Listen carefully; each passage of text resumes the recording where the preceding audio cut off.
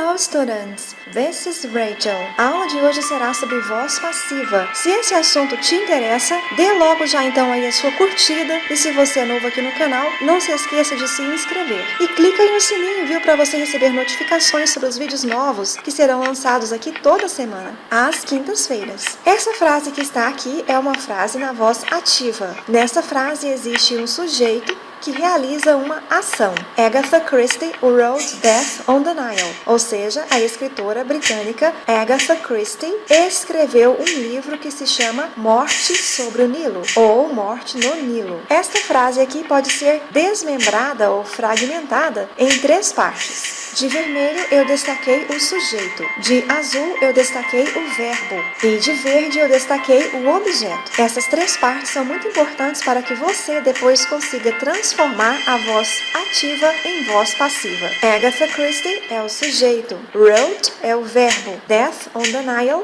é o objeto. Aqui agora você pode observar a mesma frase escrita na voz passiva, na qual eu tenho algo sendo realizado por alguém. Então, nesse caso aqui, o sujeito não realiza a ação, mas sim a recebe. O foco da voz ativa é em quem realizou alguma coisa. Já na voz passiva, o foco é na coisa que foi realizada. Inclusive, muitas frases podem vir sem a presença da pessoa que realizou esta frase, porque o foco não é nesta pessoa, como eu disse, mas sim na coisa que foi feita por ela. Na voz ativa, eu possuía um objeto após o verbo. Já na voz passiva, o objeto é colocado no começo da frase. Na voz ativa, eu começo a frase com o sujeito. Na voz passiva, eu termino a frase com o sujeito. Em alguns casos, como eu disse, o sujeito pode até ser omitido. Na voz ativa, eu possuía um verbo no passado. Na voz passiva, eu possuo 2 verbos, sendo que um está no passado e o outro está no particípio. Entre a primeira frase e a segunda, há também mais uma diferença, que no caso é o acréscimo de uma partícula, que vai aparecer no caso apenas na voz passiva. Para eu sair de uma voz ativa e chegar a uma voz passiva, eu realizo basicamente 4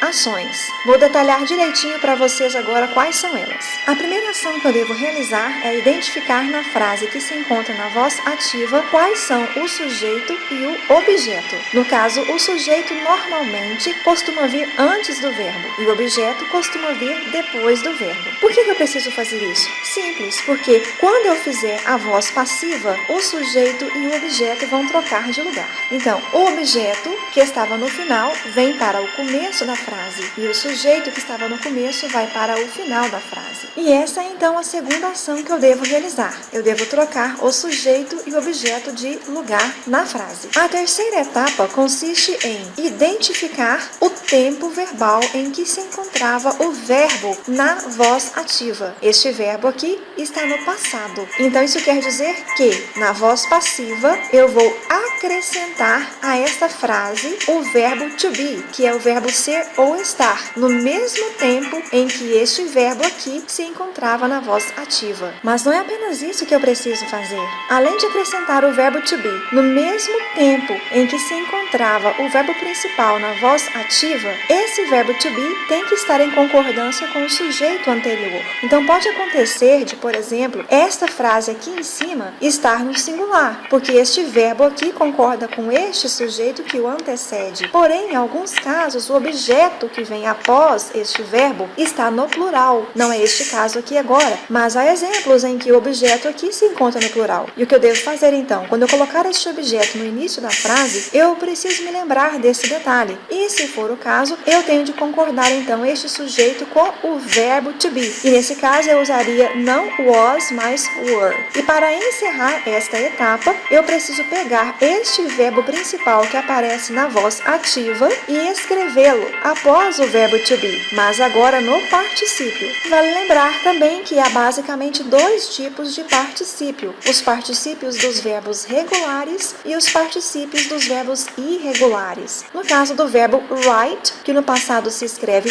wrote, o particípio dele é written. Revisando então, essa etapa é a seguinte: identifique o tempo verbal em que se encontra o verbo principal na voz ativa. Insira na voz passiva o verbo to be no mesmo tempo verbal em que se encontrava o verbo principal principal na voz ativa. Coloque o verbo principal no particípio. E para encerrar, basta que eu acrescente o agente da passiva by, que significa por ou pelo. Agatha Christie escreveu Morte no Nilo. Morte no Nilo foi escrito por Agatha Christie. Agatha Christie wrote Death on the Nile. Death on the Nile was written by Agatha Christie. E aproveitando então a deixa, eu quero indicar para você um vídeo que eu fiz sobre a escritora Agatha Christie. Vou deixar aqui na descrição desse vídeo o link para você assistir, caso tenha interesse, esse meu outro vídeo sobre a Agatha Christie. Vamos então agora testar os seus conhecimentos? Aqui está um exercício para você resolver em seu caderno. Rewrite the sentences in the passive. Use by plus agent where necessary. Então você deverá reescrever as frases na voz passiva. Todas as frases estão evidentemente na voz ativa. E você deverá utilizar a partícula by mais o agente onde for necessário. Olha só aqui o exemplo. Alexander Bell invented the phone. Ou seja, Alexander Bell inventou o telefone. The phone was invented by Alexander Bell. Ou seja, o telefone foi inventado por Alexandre Bell. E é engraçado porque Bell é sino em inglês, né?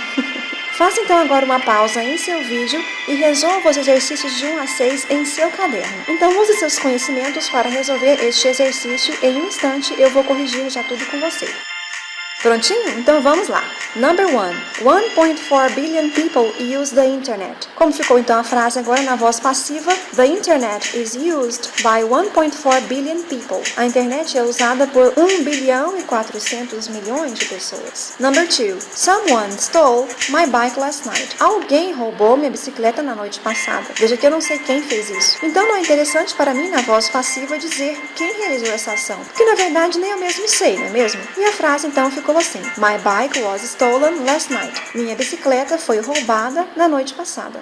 Number 3. They printed the first books in the 15th century. Ou seja, eles imprimiram os primeiros livros no século XV. Não há clareza aqui sobre quem foi que imprimiu esses livros, então não é também interessante mencionar isso na voz passiva. E a frase ficou assim: The first books were printed in the 15th century. Ou seja, os primeiros livros foram impressos no século XV. Number 4. Usain Bolt won the 100 meters gold medal. Ou seja, Usain Bolt ganhou a medalha de ouro pelos 100 metros. E a frase ficou assim: The 100 meters gold medal was won by Usain Bolt. Number 5. Many people play online games. Muitas pessoas jogam jogos online ou em rede. Observe que esse verbo aqui está no presente. Então eu também devo usar o verbo to be no tempo presente quando eu fizer a mudança para a voz passiva. Online games are played by many people. Jogos online ou jogos em rede são jogados por muitas pessoas. E para encerrar, number 6. William Herschel discovered the planet Uranus